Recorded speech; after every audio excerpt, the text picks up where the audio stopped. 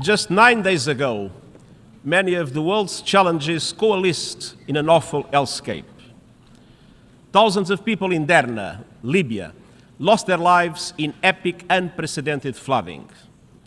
They were victims many times over, victims of years of conflict, victims of climate chaos, victims of leaders, near and far, who failed to find a way to peace.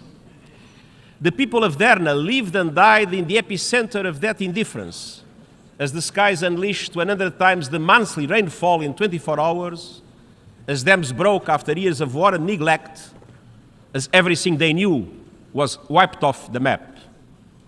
Even now, as we speak, bodies are washing ashore from the same Mediterranean Sea where billionaires sunbathe on their super yachts.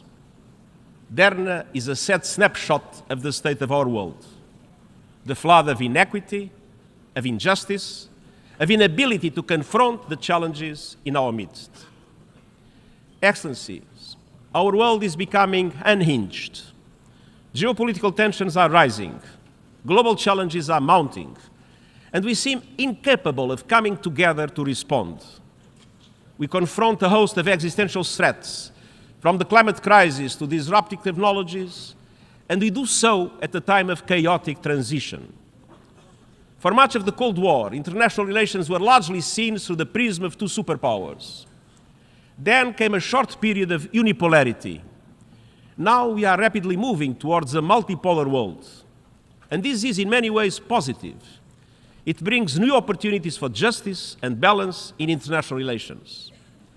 But multipolarity alone cannot guarantee peace. At the beginning of the 20th century, Europe had numerous powers. It was truly multipolar, but it lacked robust multilateral institutions, and the result was World War I. A multipolar world needs strong and effective multilateral institutions. Yet, global governance is stuck in time.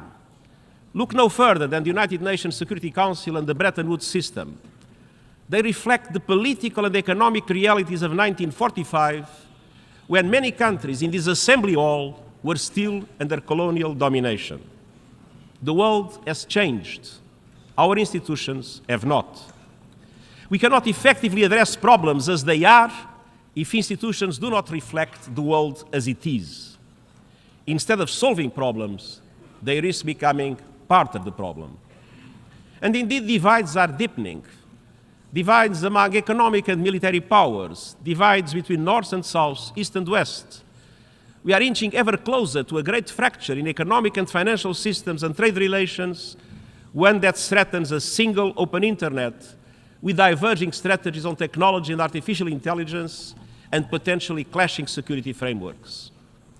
It is high time to renew multilateral institutions based on 21st century economic and political realities rooted in equity, solidarity, and universality, and anchored in the principles of the United Nations Charter and international law. That means reforming the Security Council in line with the world of today. It means redesigning the international financial architecture so that it becomes truly universal and serves as a global safety net for developing countries in trouble. I have no illusions. Reforms are a question of power.